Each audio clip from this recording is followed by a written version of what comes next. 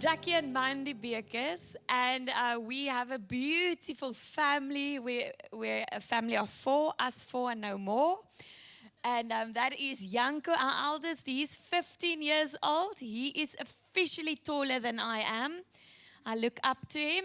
Maar ek sê vir hom as jy my kwaad maak, boetie, jy gaan die vuur van die Here sien deur my werk. He's beautiful. He's in Boland Landbou High School in the Parel. All the beautiful Parel friends. So my kind is daar by julle. Such a blessing in our life. And then we've got Luvan Bekes. Luvan Bekes is our youngest. He is 12 years old and such a blessing. He's the prophet of the family. Hy sê 'n ding soos hy is. Ons het gaan kuier by, we had a visit with some friends of ours. Mark, actually the drummer, and his lovely wife, Liske, who was in the coffee area. We visited them a while ago. And Luvan has got a prophetic anointing on his life from a very young age. And he turned to Liz and said, Tanny, you better greet your dog. He's not going to make the night. You better greet your dog. And Janko and I stand next to him. We're like, oh, we're so sorry. We're so sorry. I'm so sorry for what he just said. And she stopped me and she said, no, I was on your stalk when there was prophesied over this child. And I know that God speaks through him. And lo and behold, the dog passed away through the night. But anyway, I'm so glad for this conference. I honor God for this conference and the incredible anointing in this house and under this covering. I honor my roots. I honor my dad, my mom. We don't look at us and think we're great. We stand on the shoulders of great leaders who build here, and we get to go on and move for God. Maar Jackie en ek is so 19 jaartjies getroud hierdie jaar, married 19 years. I am more in love than ever before. Love him so much, and I'm so happy that we get to do this together. I know we look 30, right? Yeah, definitely. Absolutely, but we're not. So, Christ Jane is so blessed. In 2020, when COVID happened, what a sermon. Karel and Amory, thank you. Every person that I spoke to in tea time were deeply touched and impacted by what you guys shared. And we're so honored for the gift and call of God on your lives. And what you said about COVID and Amory, everyone said how truthful, how liberating it felt that somebody would just drop the mask and say, kyk gou hierso. You blessed us so much. But in COVID, yes, Karel, it was a difficult time, but God was so faithful and He spoke to all of us. In COVID times, ons het ook nie kameras gehad nie, niks sulke goed nie. I always said, ons worship is nog nie daar nie asseblief vir ons nou afneem nie. And the way I lose it in worship, do you want to go online like that? Are you crazy, you know? And God spoke so clearly in COVID time. Anyway, so when churches closed down, my dad decided to open another 4 campuses, or 3 campuses. So we're in total 4 Christgen campuses now. And so we're so honored to have Riskant and Tanya here. We're so honored to have Gideon and Letitia. They are in Lakeside. So we're here in Parow. They are in Lakeside. And Gerard and Zandri, we're so honored to have you guys here. They're from Kleinmond. And we stand amazed. We look at what God is doing through their lives and through their precious leadership, opening several services, reaching so many people for the Lord.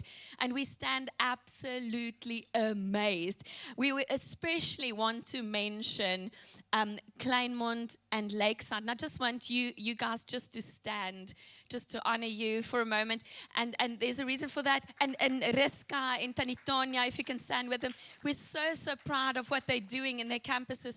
Listen, especially when it comes to Lakeside and Strand, the stigma was, and nou kan julle my uitdra, the stigma was, dis aftree dorpies. Vir net ou mense, daar gaan nooit niks aangaan in hierdie kerke nie. They're not going to reach anyone. Nothing's going to happen there.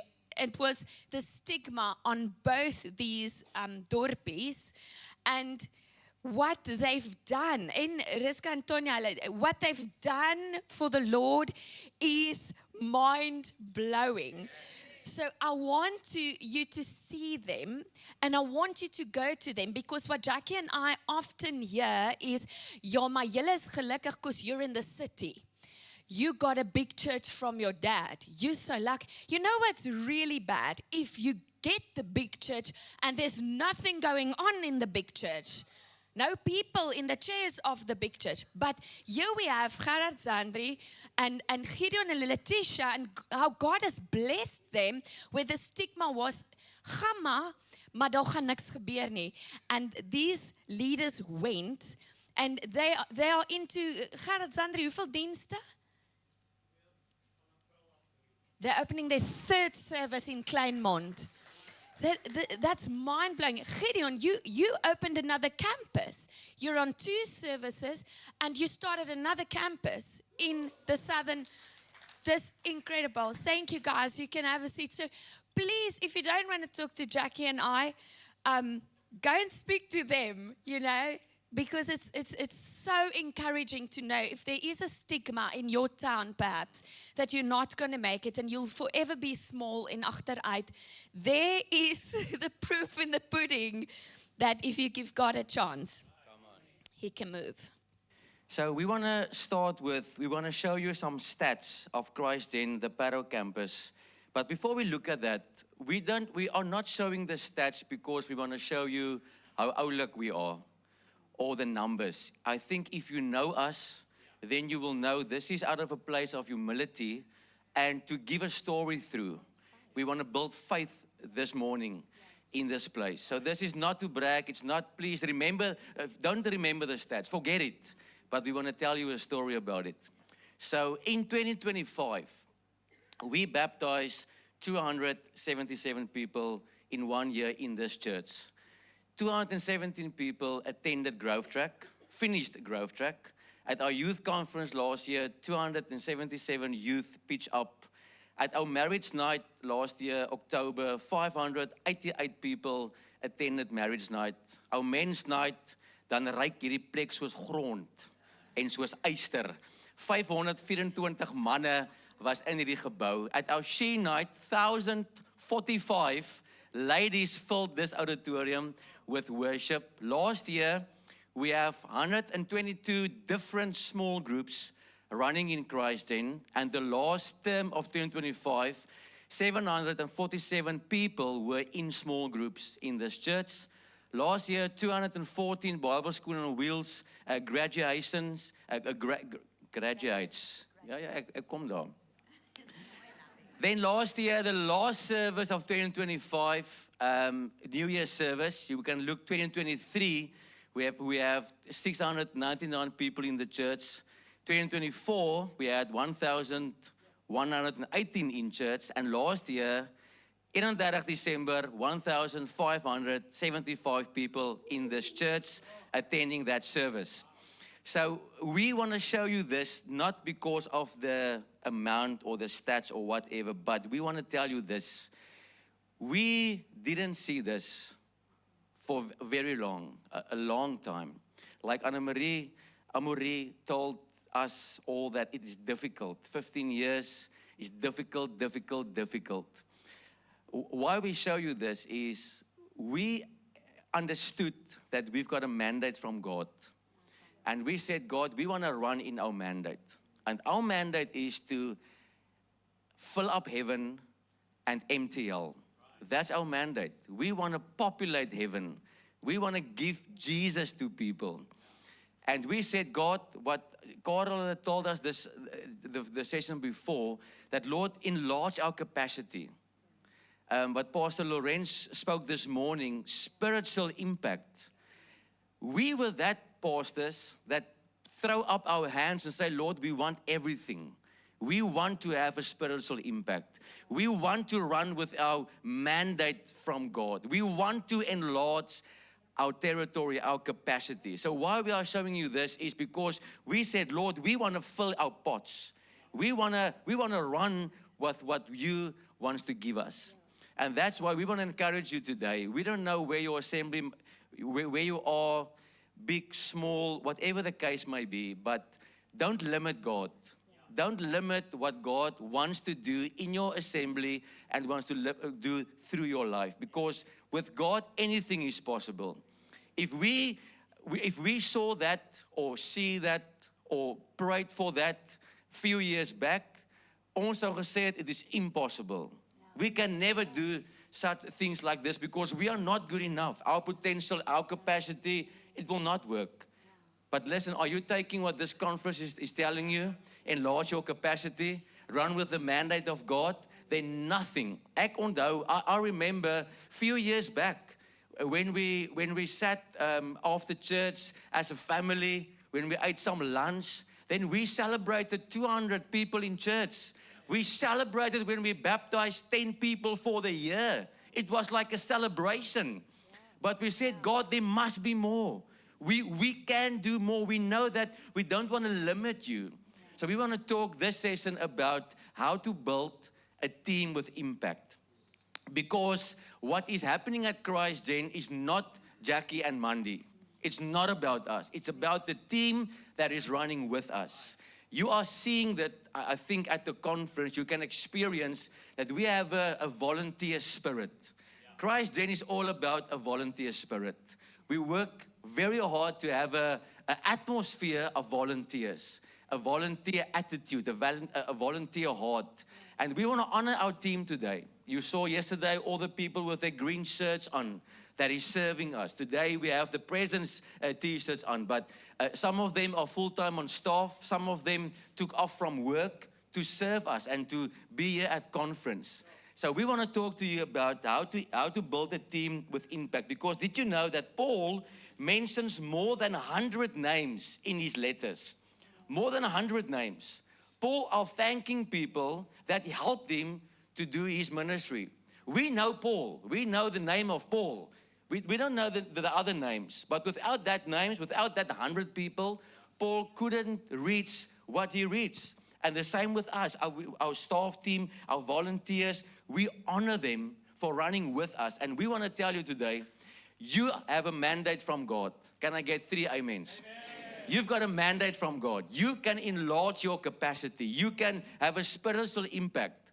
But with that all, with a team running with you, man, it is heaven on earth. So we want to combine everything that you've heard in this conference. We want to put it in one package and say, listen, you can run with your mandate. Run with a spiritual impact. Enlarge your territory. How?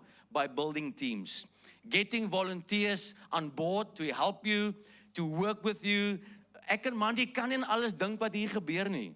We are not that smart. We are not that oulik.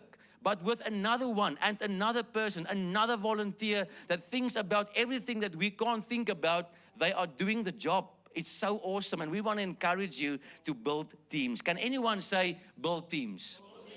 Build teams. En gee ons die eerste een. So point number one, how you start to build a very strong team with impact. Number one is you build yourself. Yes. It starts with strong leadership.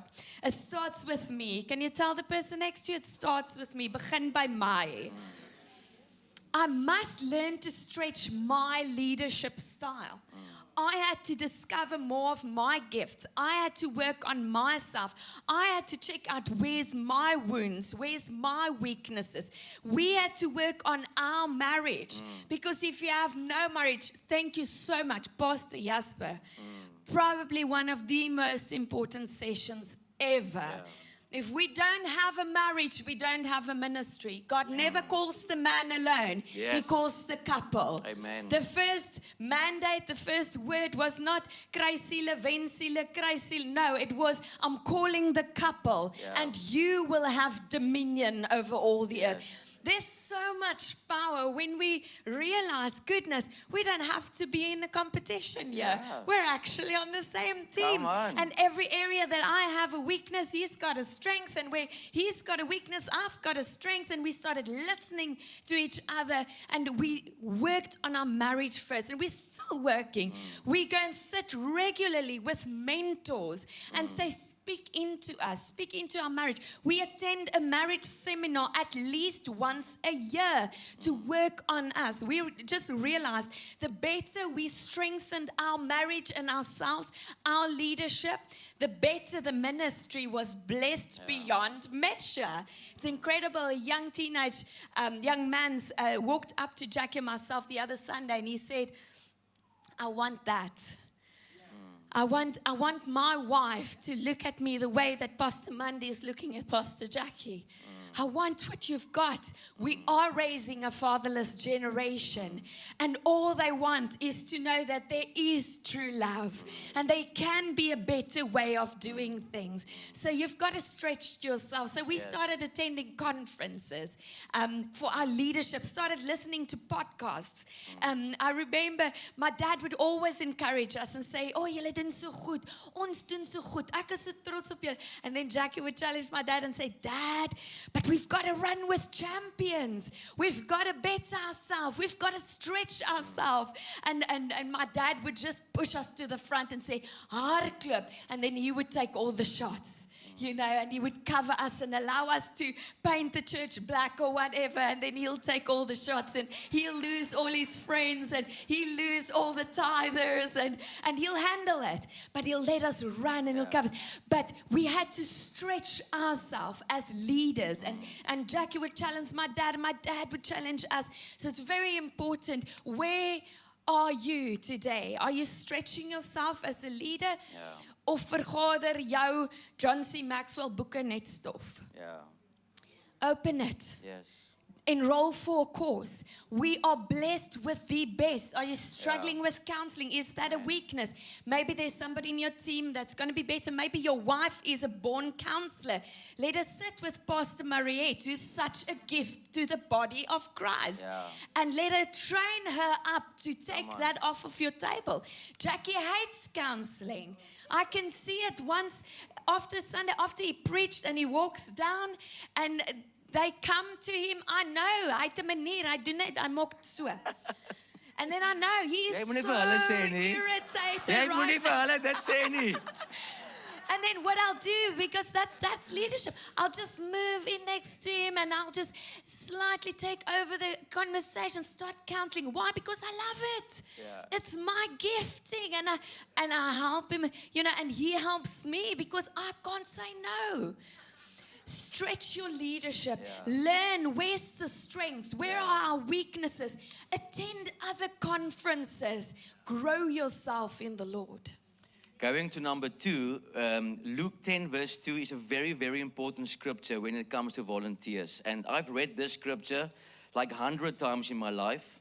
But like 5-6 years back, we realized the urgency of the scripture. Luke 10 verse 2. The harvest is plentiful. Come on, wie van julle weet die oes is groot? Daar is baie siele mense. Siele is nie die probleem nie. There's a lot of souls. But the workers are few. So what do we do with that? Pray earnestly, not regularly, when you want to, when you remember about that. No, pray earnestly to the Lord of the harvest, therefore to send out workers into his harvest field. For a few years, I think it was like 7-8 years, every Wednesday, we've got alarms on our phones at a certain time on a Wednesday, and then we prayed for the workers. The workers. Pastor, I want to encourage you today. In the same way, we pray for a bigger church, a ground, a new building. We pray for our sermons. We pray for presence. We pray for whatever. Pray earnestly also for workers. When it comes to workers or volunteers, we are hearing from one another, not the prayer language, but the frustration. I don't have volunteers. Ja, Jack en Manny, daar gaan hulle al weer oor hulle volunteertjies. You know what? We speak negative about volunteers because we think we don't have volunteers. You know why we don't have volunteers? Because we don't pray earnestly for volunteers. Volunteers is a big thing. Workers are a big thing. People in your church, we need teams because you've got a big mandate on your life. Can I get an amen? You've got a massive mandate on your life. But I don't want to be negative. But we need teams to reach that mandate, what God put on your life. We need workers. We need people around us to go with that vision and to help us to carry that mandate. And we took that very earnestly. And we say, God sent us, help us, volunteers, volunteers, volunteers. What happened?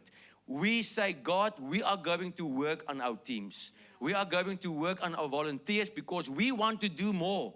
We want to get some pots and fill it. But we need volunteers. We can't do it alone. So point number 2 is all about you don't build teams by accident. You need to be intentional.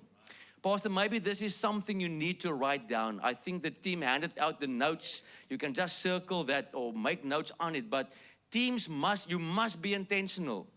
Ek weet nie van julle nie, but volunteers don't fall out of heaven.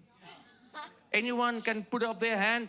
Sundays you are walking into the church and people are just falling out down from heaven. I'm here to serve. I'm here to help. I'm here to lead the worship. I'm here to do the sound. It's not working. You must be intentional. What do I mean by intentional? You must buy yourself a whiteboard. Put it up in your office and start planning about volunteers. Not just about your sermon or just about the new building, but volunteers. It needs some brainstorming.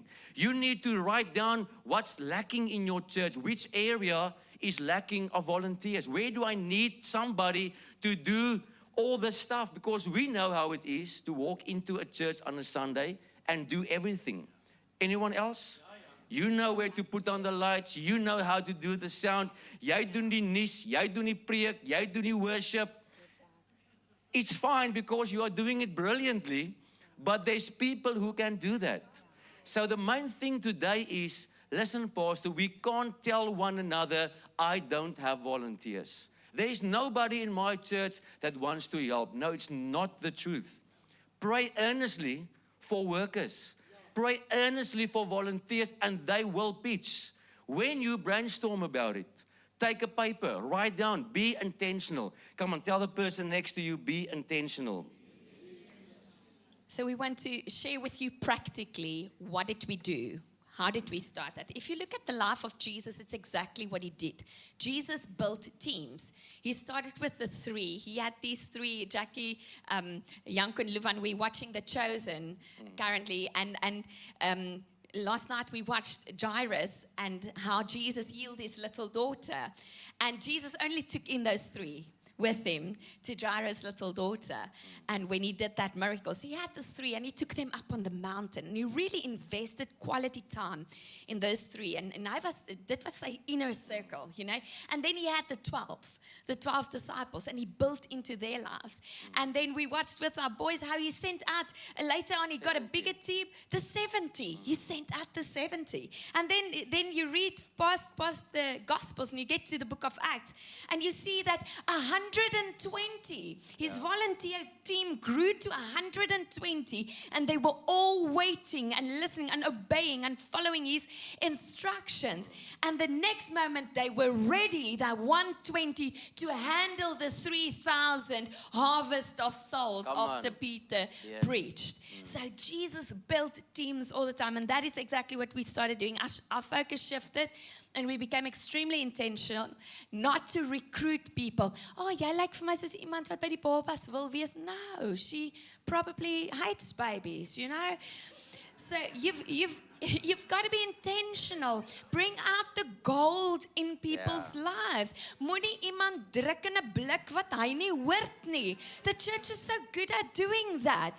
Let's stop that. Let's find through growth, let's find their gifts, their spiritual gifts, and then channel them into the direction that's going to be intentional for them. And that's why our people don't necessarily burn out, because they love doing what they are doing. And we're very sensitive to it, because a few years ago, I did burn out, you know.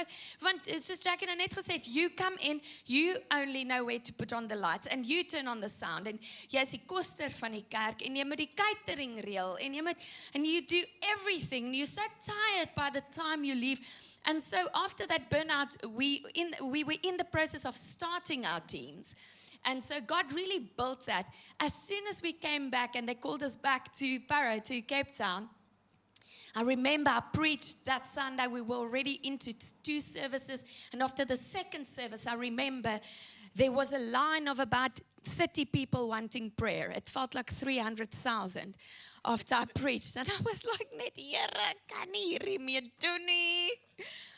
And we went home and intentionally I turned to Jackie and I said, we're going to start a prayer team now after the service. So now what happens is after the service we'll say, we know you are here with a need this morning. God knows about you. We want you to come with that need. We want to pray with you. God is ready to meet with you. And then this whole prayer team gets up and Pastor Justice, our prayer team leader, so honored to have you here, our other dad in the house.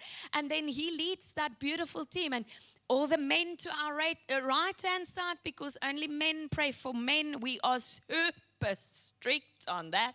And only ladies pray for ladies on my left-hand side. And it's such a breeze. And you know what I do after the service? Ek sny 'n lyn. I leave the house. Deur daai deur. And I'm like, peace out. Love you. See you. And it's so light. It's much lighter on my body. It's extremely important. So we became extremely intentional. One of our first team was our greeters team. Oh my goodness, because my dad, the sweat would run down his back, his face, everything. And then he would preach and he would do the communion. And then he'd run out back after doing the announcements to greet the whole church after the service. I was a general, you know. If you've got to tell me, I'm a bit of an introvert. I know it doesn't look like it, but take me out of my comfort zone and I says, so toe soos 'n boek. If you have to tell me I've got to greet 300, 500, 100 people after a service, after I've given my everything, there's a part of me that now, ek kan nie meer met jou praat nie. Ek het alles gesê wat ek wou sê. You need to leave me alone now. I need to, Jackie recharges with people all the time, the whole day, every day. And I don't. I love you. It's good to have you at conference. But after this, I'm going to leave here. And everyone needs to leave me alone for at least a day to recharge myself and to find myself. Wat wou ek op dit gesê het? Okay. Seker dat ek jou moet recharge. Nee, ek bedoel quality time en, you know. Ons het gister gehoor, huwelike is belangrik. I don't know why you are laughing. We recharge one another, don't you? So we started with I will help you with this. We started with greeters, worship team, sound team, kids team, parking team, coffee team. You don't have to start with 50 teams. Please don't. Jy gaan voel jy kan dit nie maak nie. You are going to feel this is too much. I can't do what Christ Gen is doing. You can definitely do what we are doing. But start like we did with 6 teams. Get leaders, get people running those teams, and you will see things will get lighter. Engel, jy nou al vergeet van die recharge. The one thing, ek het net op 'n bloos. The one thing that promises church growth is teams. Yes. Jack and I, we have 2 new teams that we're now working on, and it's counselings. Want toe ek my kom kry, ek was so embarrassed gisterand. I need to give my dad a lift home, and Tannie Anna Marie is over there. And the next moment I look up, and people arrive for a counseling session that I forgot that I scheduled 2 weeks ago. By accident. I don't know how it happens. So the next thing that we are now starting, because I can't counsel at the rate we are growing, is I'm starting a counseling team now. So just step by step, little by little, start with 1 and then you grow to the next. When you we start with 6 teams, and today, on your paper also, but on the screen is all the 19 teams we are running today. And let me tell you, church is awesome when you've got teams, volunteers involved. But we wanna motivate you guys. Don't look at that and say, well, how on earth are we going to do that? I promise you, there's people in your church, they want to be involved. They want to help you. They want to run with you. And we are going to give you 4 or 5 points that will help you to do that and sustain that. Point number 3, what we must do, give people ownership. Develop them and invest in them. Give people ownership. Pastor, give them the coffee area.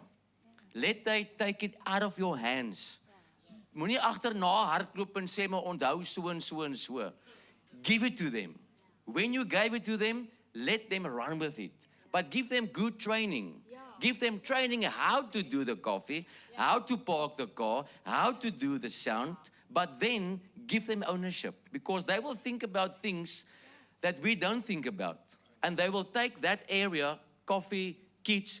I mean, I don't want to go into the kids area on a Sunday. I take cable ties with me, cable ties, and I bind the hands together of the children because I can't be there. It's too much energy. But people serving in CG Kids, they've got a gift from God to work with kids. But they will run with that. So when you will give ownership to people, your leaders, run with kids, run with this, run with that, they will take it to a new level. Because we don't have the time, the energy, the potential, because that's not my mandate. Kids are not my mandate. But something else is my mandate. So give that area to somebody that will run with that, and you will see the growth. There's 3 points. The church will advance and expand rapidly. When? Definitely when you pray. Definitely when you fast. Definitely when you go into your room and pray. Definitely when you run with your mandate. But also when you give people ownership to run with things in your church. The church will grow. It releases the pastor. It will releases you to do what you need to do. And it's biblical. It's biblical. We want to give you a few practical things. Very practical. What to do with people that you want to give them ownership. You want to include them. Number 1, the next slide is training. Give them training. Get your leaders into a room once a term, once a month, whenever, and give them proper training. Leadership training is so important for us because people must know our heart. They must catch the culture. They must catch the vibe. Your leaders must know you. They must know the vision. They must know the purpose. And we have team leaders meetings where we brief them, where we talk to them. We have team nights. When we get all our teams together, one evening in church, and then we have a team night with them.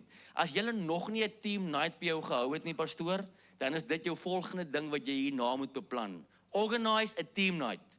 A team night is where you get all your volunteers on a Sunday evening, Wednesday evening. Invite them to church. Call it a team night. Design a lekker invite. And say, hey, come to team night, man. We are going to do this. And at team night, you share culture. You share vision. You say, why do we do this? We are a church that wants to empty hell and fill up heaven, and you teach. We've got 5 important things at a team night. Number 1, there's always food. Kan enigiemand sê, thank you, Jesus? There's hamburgers of pannenkoek of wat ook al. There's food. Number 2, there's always fun, icebreakers, games. We have a fun environment. Number 3, there's always worship. Always worship. Always impartation. Number 4, we have a panel when we invite new people on the team to come sit on stage and tell the people why I joined the team. What's happening in the inside of me when I'm serving. They're giving testimonies, how the church changed their lives, how their life was changed when they joined the team. And number 5, there's always a teaching about leadership. It's not a normal sermon. It's a teaching about leadership, why we are a team, why we are running with this. Team nights is something that will help your teams. The next one is huddle or rally. Every Sunday morning, we've got a rally where we get all the teams, all the people that is serving that Sunday. We get them here at the stage, and ons noem dit die kortste meeting van die week. Dis 2, 3, 4 minute. We celebrate them. We thank them for being here. We give them a win of last week. Hi guys, last Sunday there were 22 visitors, or we baptized 10 people, or whatever the case may be. We give them a win and we celebrate with them, we honor them, we have communion together, we pray over them, and then we send them out into this building and say, let's create another winning story. So a huddle and rally, it shares culture and vision every single Sunday. We've experienced that the people are coming and they are serving, but everyone is on their own, on their mission, wherever they are serving. But for a few minutes, get them together. Let them pray together, and it's so awesome. The next slide, we build people and God will build the church. There's a scripture, you know that scripture, Pastor? That God will build this church. We realize if we invest in people, if we build people, then God will definitely build this church. Number 4. Care about your team. Gee om vir hulle. Love them and appreciate them. Show your appreciation. Put your money where your mouth is, like Jackie explained. Have a budget to show appreciation. Communicate it clearly that we care about you. Build relationships through knowing their birthdays, knowing their children's names, knowing their anniversaries. Obviously, you as pastor can't know everyone's birthdays, but we create in our teams a culture where the leaders are aware of when is it whose birthday, and you get somebody whose strength it is. I've got a small group, a Bible School on Wheels, 30 small group of 20 plus, and I'm so bad with names, I'm bad with birthdays, I'm bad with a lot of things in ministry. But man, there are exceptional leaders in my group. I told them all, dis nou derde jaar, you're 30 years, you're all leaders now, and I'm raising up leaders out of that group. And there's this one girl, she's super shy. She doesn't even look up. She sits like this the whole, and things to deal with. You know, God is setting her free from so much.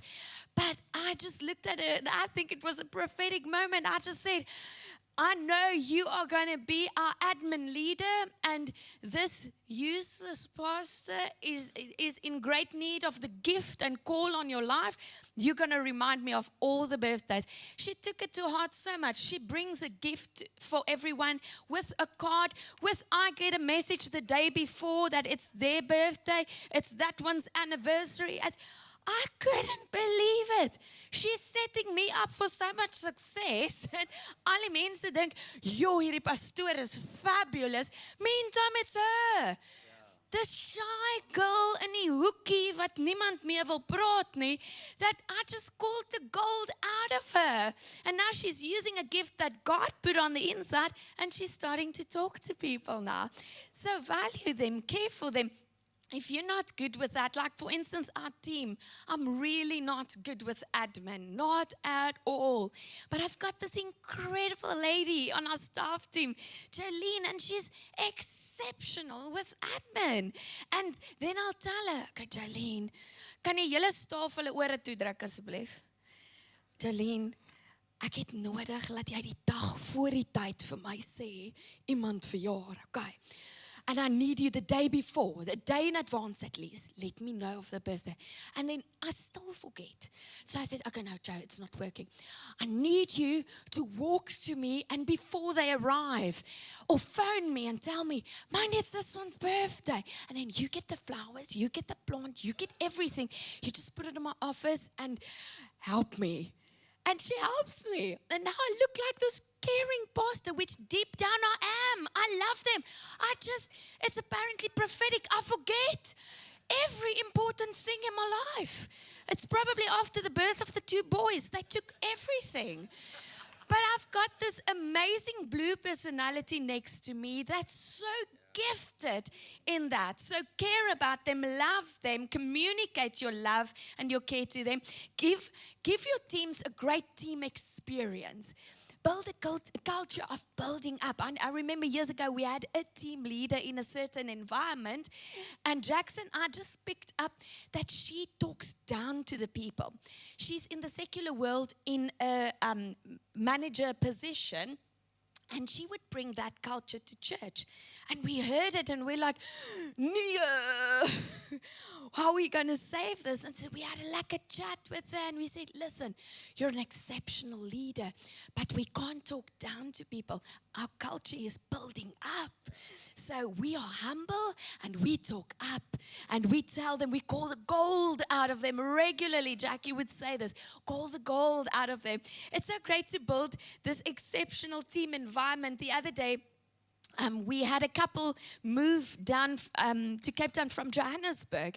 And by the time we found out that she was in the hospital, 3 weeks has passed already. And I felt so bad. I'm like, who could say my knee? And, you know, we were raised by generals, you know. Maak dat jy by die hospitaal kom, you know. And so when I followed up, 2 team leaders has already visited her because they did growth track. They plugged into a team, a green team serving on a week, and they started a small group. And the small group leader, as well as the green team leader, they already visited the hospital.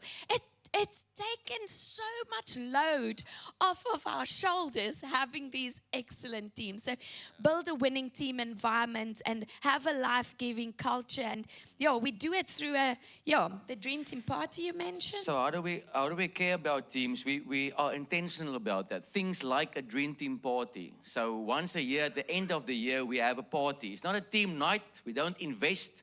We invest in them with food. But it's a party. It's a social environment. When we thank them, we have fun. We hire some inflatables. We get food. We have fun. We talk to them. We give them some stats. We build relationship. We fellowship. Small things like that. Every Sunday morning, we give them in a brain sakkie. We give them a muffin and a fruit and something to eat because they arrive like 7 o'clock. And they leave by 1 o'clock. So we just give them something to eat through the morning. Small things, how you can invest in your people, in your teams. The next slide, when we have a team leaders meeting, there's always food. There's always some fun. Always. Julle ook by julle kerk. Julle eet by julle kerk, né? There's fun. There's things. We get some pizza. We have icebreakers. Why? Because we care for them. We don't just need them for church growth. No, we care about them. We do life together. We invest in them. I forgot to say the paper you received, there's a QR code on the paper. When you scan that QR code, it will take you to a link of ChristGen. All our resources about teams are on that link. So the other night we have a team leaders meeting. The PowerPoint and the PDF of that meeting is on that link. There's 4 or 5 different examples of team night. When you open that link, it will give you a Word document, word by word, what we are doing at team night. It will take you to a YouTube link that will show you the team night, what we talk on and how we invest in them. There's a lot of resources that you can use just to build your teams. And you can take our name off and put your name in there because another church opened their hearts and helped us. Yeah. You know, so it's for free for you. I told the other lady, take it, use it. She's like, I'll never do that. I'm like, then we're wasting our breath. Please, you're so welcome. Use it. We're not that great. Ons het nie aan al our great ideas gedink nie. Other people invested in us. So we also have socials for them. One of my team leaders, a newly appointed staff member, came and she said, I'm really struggling to build relationship with this team. And I told her, go social. And I know it sounds weird and how is it possible, Mandy? But just watching The Chosen now and working through the New Testament with our boys, we just realized again hoe lekker Jesus was Jesus. You know, they called him a fraud and a wijnsuiper, a glutton and a drinker. You know, because he was a lekker ou. He would kuier with the people. And you know what, our God ordained 7 festivals. He's the God of parties, you know. So social. And I told her the best way to build relationship is I'm going to help you. And with this team, I'm going to give you a budget to have socials with them. So I'm going to show you a few photos of what we've got. There's a tech social, there's a tech team. listen, Jackie just shared a scripture that we have to pray earnestly for the workers. We didn't have a tech team. We were struggling with that team so much and didn't have people who wanted to serve there. We called a fasting and prayer day to pray earnestly for workers in our tech team. That is now one of our biggest teams. And they kyk hoe hulle perform. Julle kan hulle nie hoor nie. They are freaking out behind. They are just one of our favorite teams. All our teams are our favorite teams. But they're doing such a great job. God sent them. But they, you know how they started the team? They took them for a social. So I tell them, listen, I expect of you at least once a term to go and kuier with your people, go and kuier with your team, have fun together. There's a kids church, the kids leaders, all our kids leaders. There's Kaylin, she's just such a hype and such a brilliant leader. And she's having socials. She's so exceptional with this rule that she sets out a poll on WhatsApp in the first 2 weeks of the term, giving them at least 4 dates of when she can fellowship with them in her schedule and diary. And they let her know. And in this particular term that just passed, she had to, because everyone couldn't make one night. She had to have 4 nights. I'm just so proud of that girl. She's just so self-sacrificing. She sacrificed 4 nights to take her team on 4 different occasions out for either temp and bowling or to the Spur, whatever. And then we've got her even loving on our staff. There's a photo of just having fun with our staff, and we took them. This was our year-end function with our staff, and we just want to love them so well. They run with Jackie and I, and hierdie ouens go klippe saam met ons. We found them in the middle of the night, like, God spoke to us. We're having communion tomorrow. Daar is die communion, die Mandy. Dis okay, ons sal ry en gaan kry, you know. And so love on them, appreciate them, and social with them as well, and build relationship with them as well. And the youth, Don does such a great job. There's a photo of the youth socials. That was about 2 weeks ago, the Saturday. He just spoke to us and said, Jackie Monday, I just see that I need some time to really invest in our leaders again, my youth team, my youth leaders. And he arranged the braai at Dardesteen, you know, and took them to the beach for a lekker kuier and a lekker social, and just brings people together.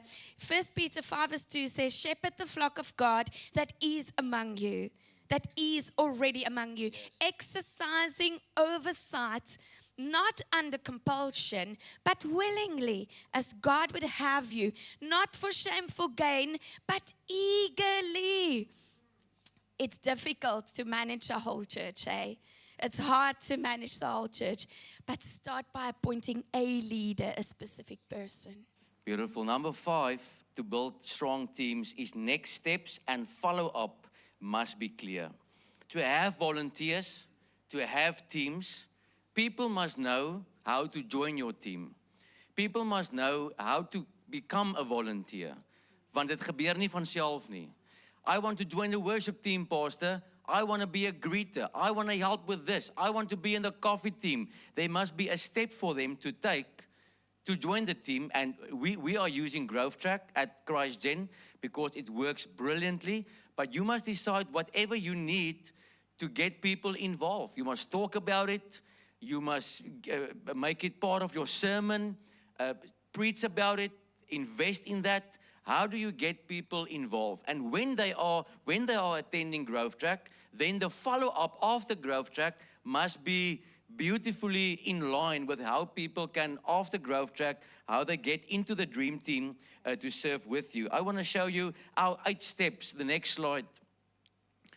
If you're not 8 steps, very easy. It's on your notes. You can read through it, but I want to show you how easy it is. So when you have Growth Track in place in your church, people that wants to be members of your church or wants to join the team, very, very easy. Attend Growth Track and identify a team. Number 2, complete the Dream Team application. So you need to have a form, an online form, or a form that people must click. I want to join the coffee team, the parking team, the ushers, whatever the case may be. Number 3, then there must be a next step coffee with that person. So we indicated that he wants to join the tech team, but now there must be a follow-up, a conversation, a coffee. you must meet the person and you must get them involved. Number 4, add them to the WhatsApp group of that team that he wants to serve on and welcome them with that team. Number 5, train them. They must join a shadowing session on a Sunday. Introduce them to the team. Join huddle.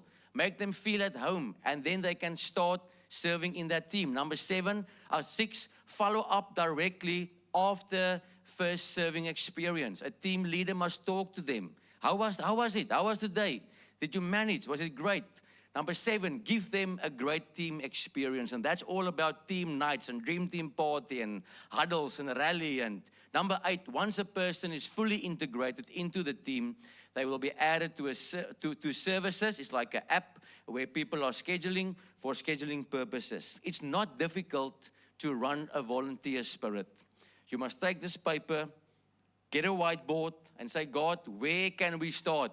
But let's do this. Number 6. We protect the culture. We are culture protectors. If you will go to our staff team and speak to them and ask them, what do you do at ChristGen? Their first answer won't be, oh, I am the worship pastor. I am this, I am that. They will say, I'm a culture protector.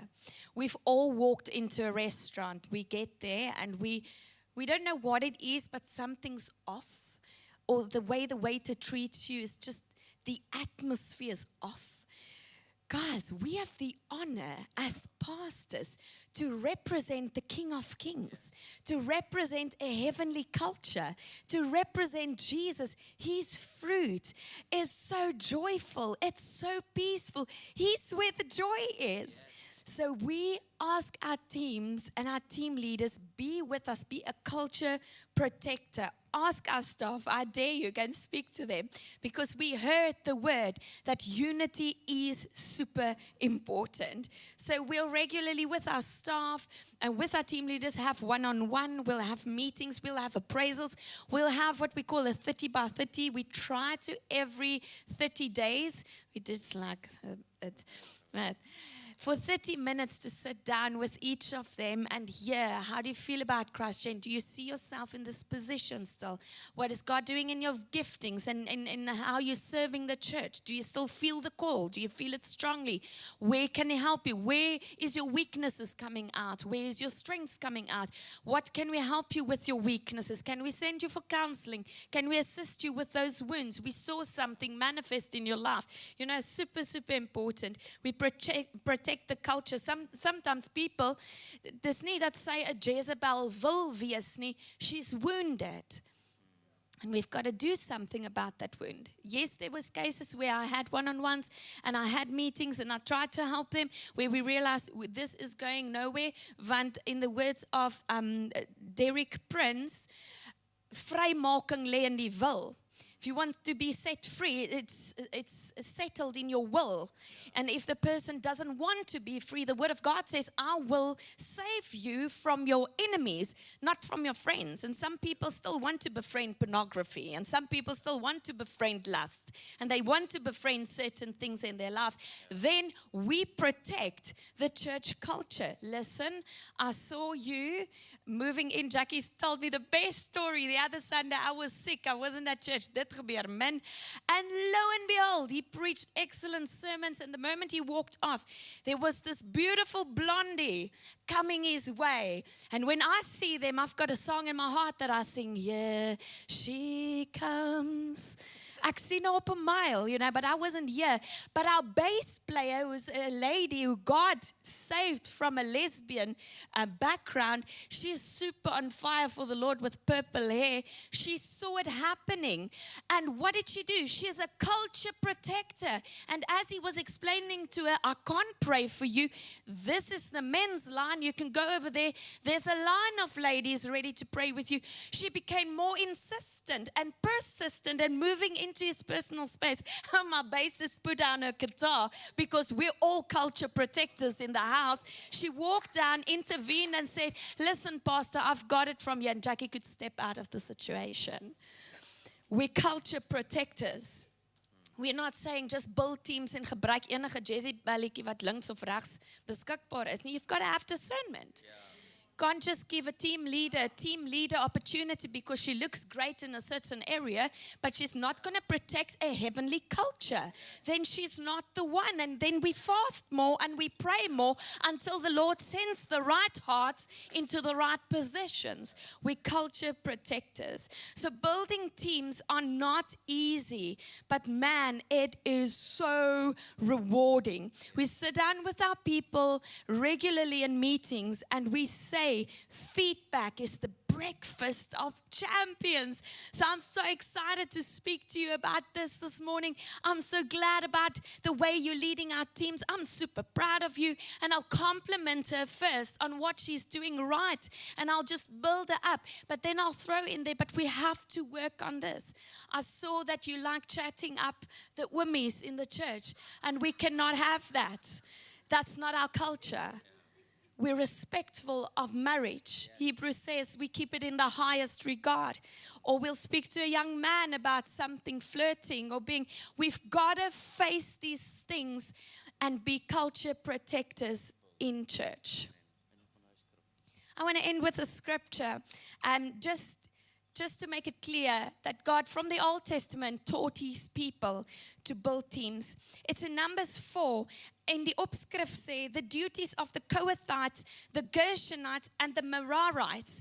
So God he told Moses, take the Levites and divide them into 3 teams. And some of them are going to help the tabernacle and put up the tent. Some of them, only the Kohathites are allowed in the holies and the most holies, and they have to carry the presence. So they are chosen for that. And you see them, they're in your church, they just carry the anointing. They just have it on them. They're the Kohathites. And then the Merarites, they were the ones that need to break down and so on. But you can go and read it in Numbers 4. It's super interesting. But listen to this scripture. It's in Numbers 4, verse 46. Do we have that up?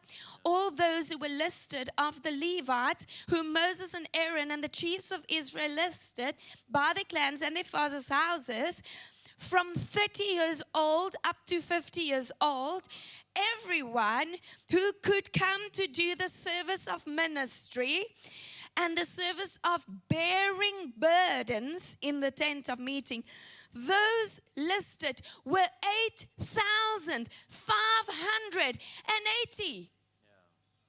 That's one big team, 8,580. So it's in the word, it's scriptural. According to the commandment of the Lord, he raised up these leaders. That God is commanding us, hoekom? Jy kan nie alleen hierdie burden dra nie. Dis te swaar vir jou. And you were never meant to carry it alone. So pray earnestly for God to send the workers. And let me share with you the last portion of scripture, and that is in Numbers 11. The word of God says in verse 14, Moses is op burn-out. Dis nadat sy skoonpa vir hom gesê het, stel honderde en oor 50s en stel mense aan om jou te help, judges. He's again on burnout. Numbers 11 verse 14. I'm not able to carry all these people alone. The burden is too heavy for me. If you will treat me like this, kill me at once. Amorie. Kill me at once. Ons almal was al daar. If I find favor in your sight that I may not see my wretchedness. In verse 16 it says, elders appointed to aid Moses. Then the Lord said to Moses, gather for me 70 men. What's that? God's building a team around his leader. 70 men of the elders of Israel, whom you know to be the elders of the people and officers over them. Jy kan leierskap sien uitstaan op party. And bring them to the tent of meeting and let them take their stand there with you. And I will come down and talk with you there, and I will take some of the spirit that is on you and put it on them, and they shall bear the burden of the Lord with you, so that you may not bear it yourself alone anymore. It's hard to bear it on your own. You don't have to bear it. Don't let your pride stand in the way of saying, ek is die pastoor en net ek is die gesalfde van God en die man van God en die vrou van, no, we are all kings and priests and prophets, so raise them up around you. You don't have to bear the burden alone anymore. Let's build teams with impact. Amen.